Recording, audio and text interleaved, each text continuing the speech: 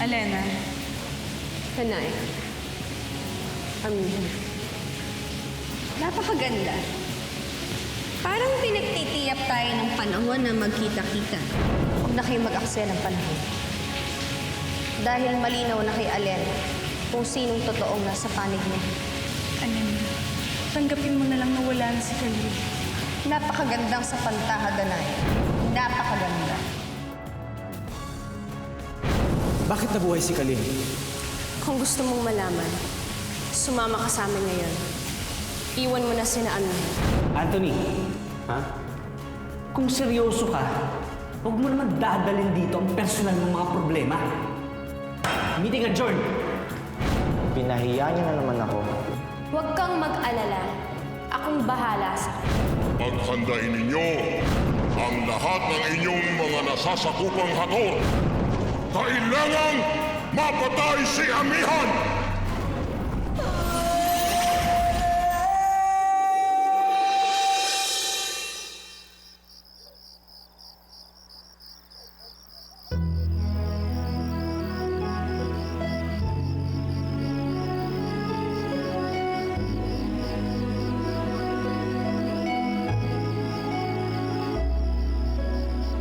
Hindi sapat ang sampawitin, kahit tapat man ang damdamin, at kulang pang magpaalipin sa iyong gilid. Kunin ko man lahat ng mga tala. Parang, ganun ka pa ba sa akin? Magagawa ka bang magalit sa pilit na mahal mo?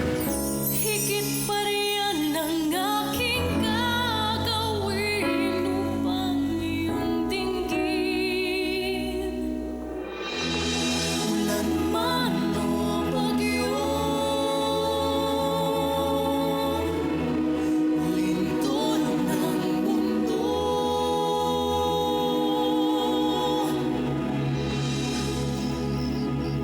Kung talagang mahalaga kami sa'yo, hindi ka mag-aatubilang sumama sa amin.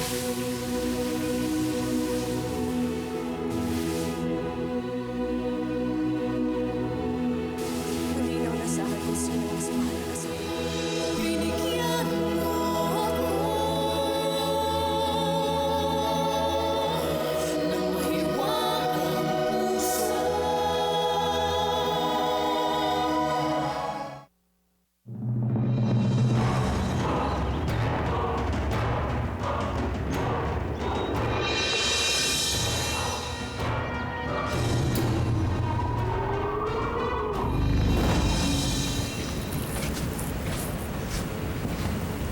Nay, ang itay, wala ba siya sa labas? Kausap ko po siya kanina eh. Bigla na lang siyang nawala. Wala siyang sinabi? Hindi kaya't naisipan niya magpunta kina Alena? Nay, alam ko na naguguluhan ng itay. Nagtatalo ang dibdib niya kung pupunta siya kay Ashley, Alena at Khalil. Kung ganun, maaaring nagpunta nga siya kay Alena. Lira, alam ko na kailangan mo ang iyong ama ngayon. Lalo na't ngayon lang kayo nagkasama at nagkita. Ngunit gusto kong pag-aralan mo na huwag umasa. Mahal ni Ibarro si Alena. At alam ko na kahit anong mangyari, si Alena pa rin ang pipiliin niya.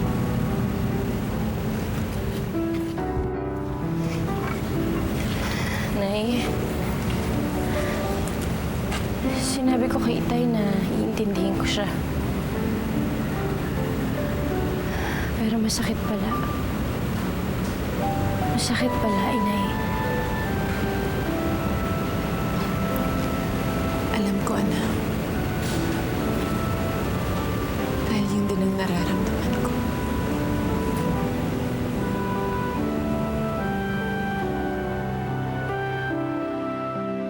klase ka talaga. Matang napahiya si Anthony sa ginawa mo na hindi nga makahirit yung loko. Paano? Tama naman talaga ako. Wala naman talagang alam yan si Anthony. Kaya kung ako sa kanya, uuwi na lang ako at kakapit ako sa palda ng mami ko. Tama. Di ba? Tama. Yan ang dapat niyang gawin. Teka. Oh. CR na muna ako. Ha?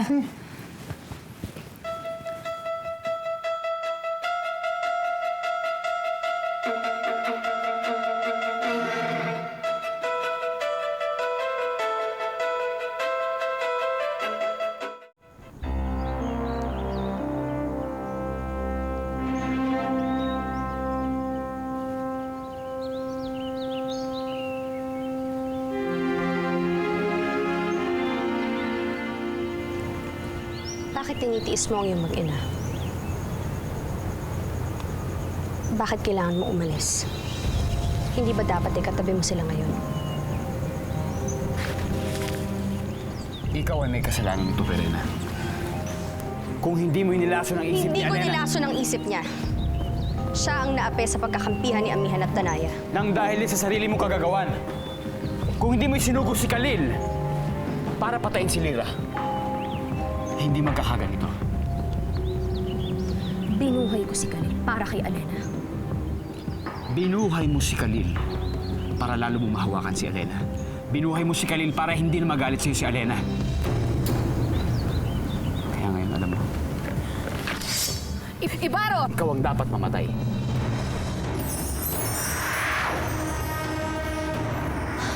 Itay!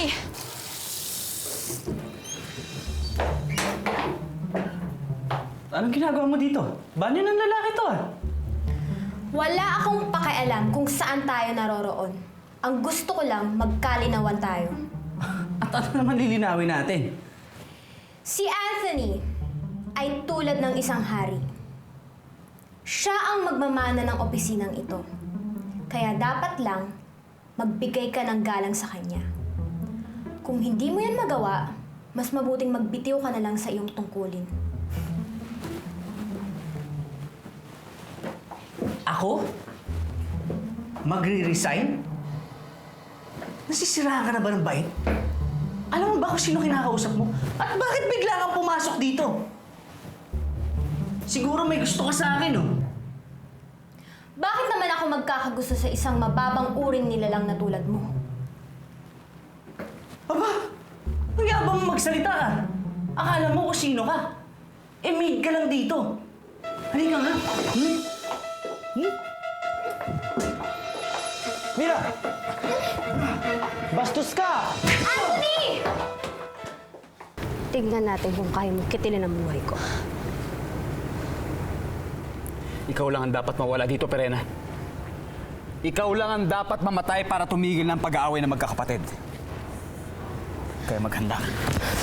Huwag, Itay! Hindi mo pwedeng patayin si Ashley Perena. Para sa akin, huwag mong gawin yan. Hindi ko akalaing may pagmamahal pala sa akin ng anak ni Amihan. Bakit pinagtatanggol mo ako sa iyong ama? Dahil gusto ko magkasundo kayo magkakapatid. Kahit patayin pa ako ng ama mo, hindi ako makikipagkasundo kay Amihan at Danaya! Di kung ganun patayin mo na siya, Ama! Khalil! Siya ang dahilan kung bakit ako nandito. Ginambala nila ako ng kanyang gabay diwa. Patayin mo na siya, Ama! Okay ka lang? Huwag, Itay. Hindi mo siya pwedeng saktan. Nakikiusap ako sa'yo. Huwag mong gawin yan.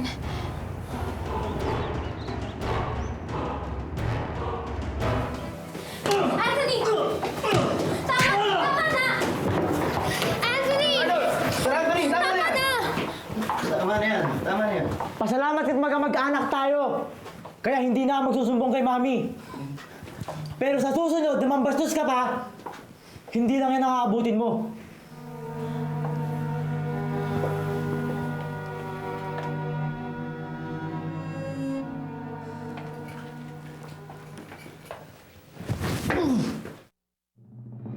Huwag, Itay.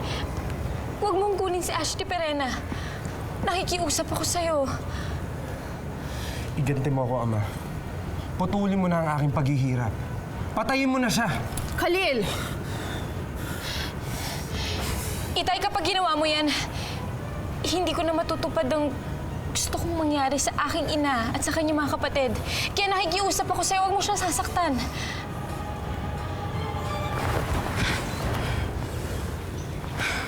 Siniswerte ka pa rin, Perena. Salamat, Itay. Umalis ka na, Lira. Bumalik ka na sa iyong ina. Pero, Itay... Sinisiguro ko sa'yo wala akong gagawin sa kahit sino man dito. Ayaw man kita mapahamak dito, umalis ka na. Umalis ka na.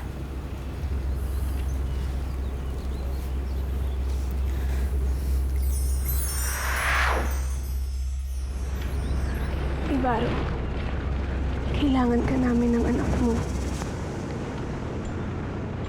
Sinabi ko na sa'yo dati, Elena. May mga laban na mas higit pa sa ating dalawa. Masakit. Pero totoo ito.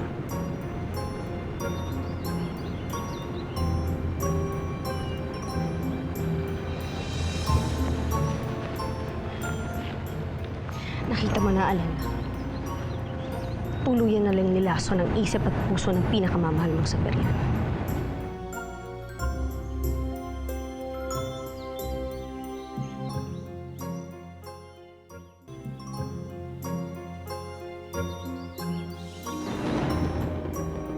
Ama, Bathala, bakit ganito? Bakit kailangan laging magdaan sa mga pagsubok? Bakit kailangan kong palaging maipit sa mga sitwasyong mahirap pagdesisyonan? Bahagi ba ito, Ama? Bahagi ba ito upang maging matatag ako? Upang maging karapat-dapat ako? Napakahirap, Ama. Napakahirap ng pinatutunguhan ko.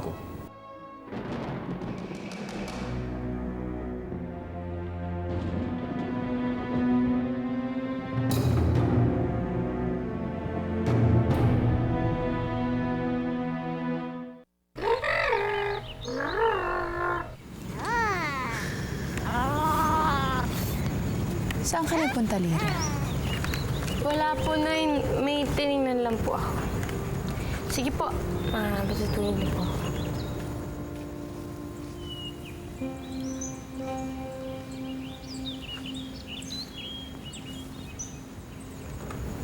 Nagdadahilan siya. Alam ko na sinundan niya ang tatay niya.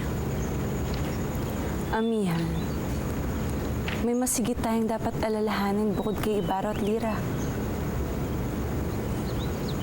Ano? Si Khalil. Natatakot ako sa muli niyang pagbabalik. Hindi natin siya kilala. Maaari siyang gamitin laban sa atin. Huwag naman sana, Danaya. Huwag naman sana pumayag si Elena sa mga kagustuhan ni Perena.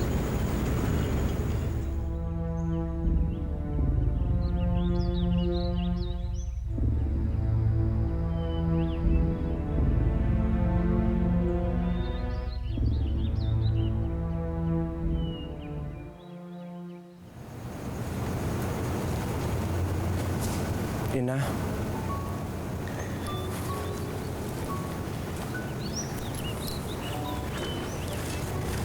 Kahit nakangiti ka, nararamdaman ko pa rin ang iyong kalungkutan, Ina. Si Ama, siya ba ang dahilan?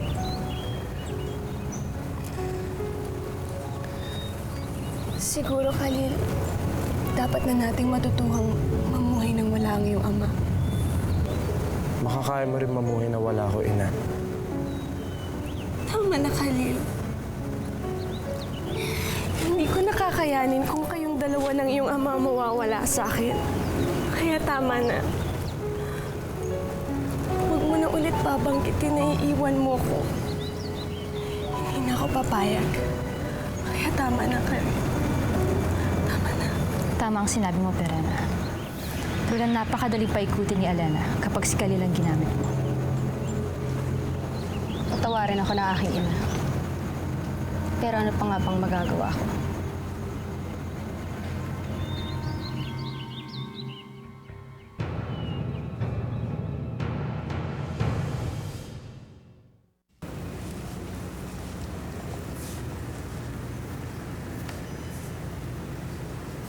Agorn.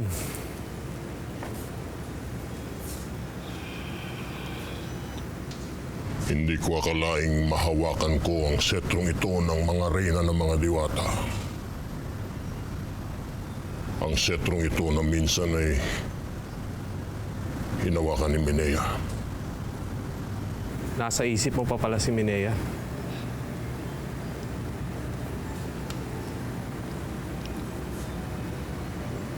Matagal na siyang nasa Devas. Pero para sa akin, hindi siya nawala dito. Ang Lireo, ang kanyang mga anak, palagi nilang pinapaalala sa akin si Minea. Si Minea na kahit kailan ay hindi naging inyo? Shut up! Ayoko nang pag-usapan natin ito! Masusunod. Para sa inyong kaalaman, nakahanda na yung mga hator para sa ating paglusob. Magaling. Isang magandang araw ang sasalubong sa atin. Isang magandang araw na kung saan tuluyan ng mawawala ang mga diwata sa Encantadia. Tayo na!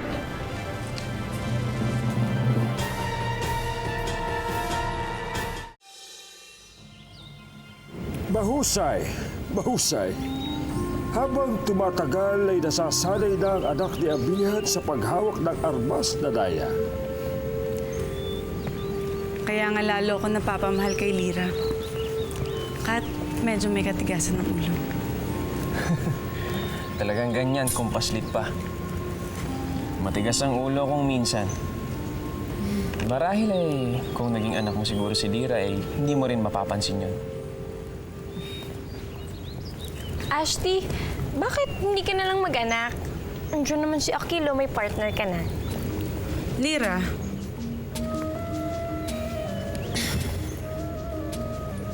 Anong iningiti-ngiti mo dyan? Niloloko mo ba ako? Wala, Danaya. Wala. Ibag pa umanhin mo. Uy, si Akil namumula. Lira, baka gusto mo matikman yung lasa ng arnis ko. Danaya, tama na kayo dyan. Mabuti pa pumasok na tayo sa kubol. Nagugutom na ako.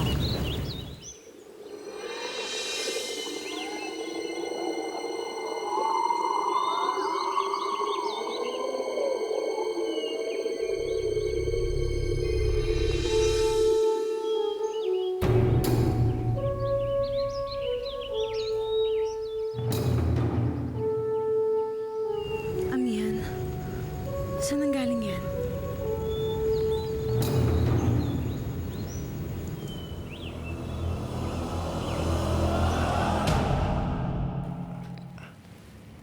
Ayan, wala nang dugo. Salamat ha. Ako nga dapat magpasalamat dahil pinagtanggol mo ko. Alam mo, natuwa talaga ako sa ginawa mong pagtanggol sa akin. Pero dapat, hindi ka na lang nakialam. Dahil mas alam ko kung paano ipagtanggol ang sarili ko. Alam ko. Alam kong kaya mong ipagtanggol ang sarili mo. Kasi iba ka, di ba? Iba talaga ako. Kung iba ka, ano ka? Anong klaseng nilalang ka?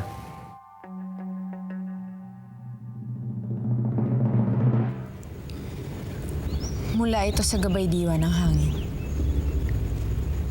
Sa mulawing si Avilan. Si Avilan? Nakilala ko na siya. Nakita ko na siya. Anong ibig sabihin yan?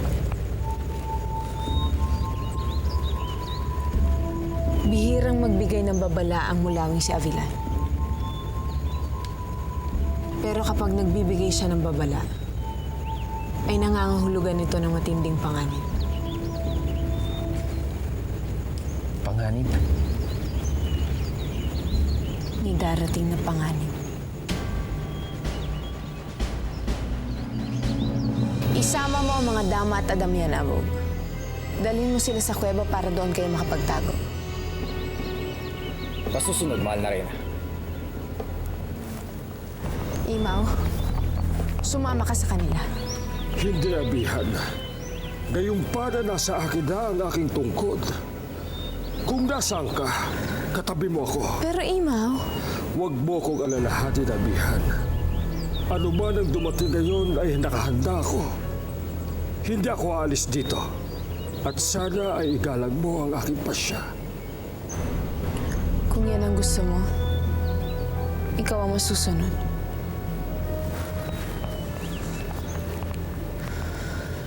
Mahal na rin, kailangan na natin maghanda. Amihan, anong uri ng panganib ang ating kakaharapin? Hindi ko alam, Danaya. Pero ano man ito, magpakatatag kayo. At Lyra, gusto ko lagi ka lang nasa tabi ko. Huwag kang lalayo. Opo, Inay. Hindi po ako alis sa tabi niyo. Abog, sige na. Umalis na kayo. Tayo na. Patnubayan nawa tayo ng batala. Ano man ang mangyari, huwag sana niya tayong pabayaan. Halika na.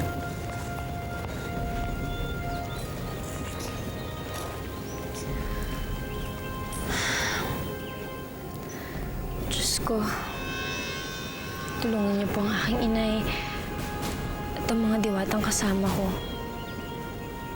Huwag niyo po silang pababayaan.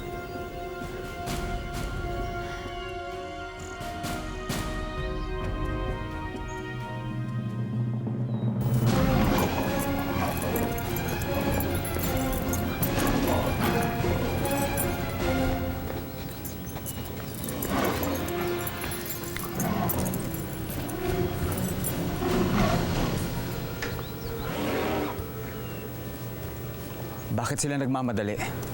Saan sila pupunta?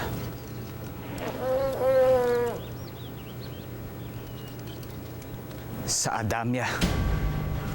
Awu, si Lyra at ang mga diwata nasa panganib sila. Lisanin mo na ang lugar na to at baka mapahama ka pa. Sige na.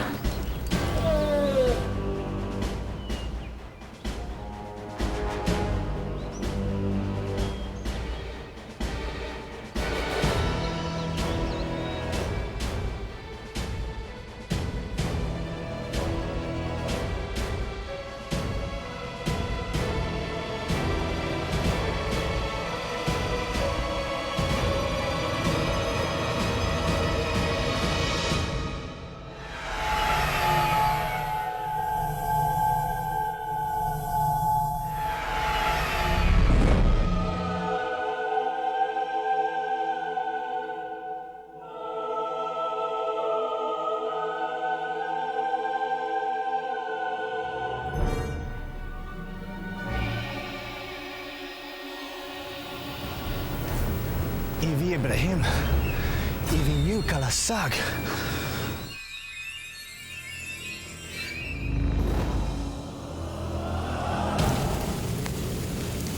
Amihan, kanina pa tayo naghihintay dito.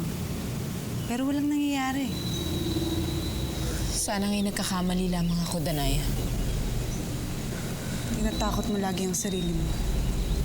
Mabuti pa, susunduin ko na sila, Abog.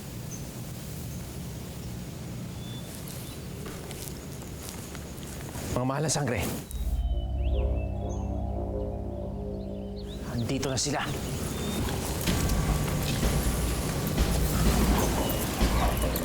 Avisala, Amihan. Avisala, Hagor.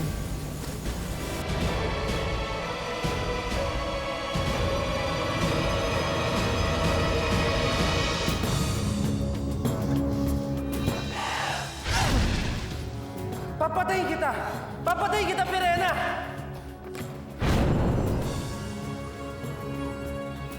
Encantadia, hindi ko akalain nakikita kita muli. Sinong mag-aakalang isang hator pa pala ang huling magmamay-ari nito? Hindi ka karapat-dapat, Hagor. Lipulin sila!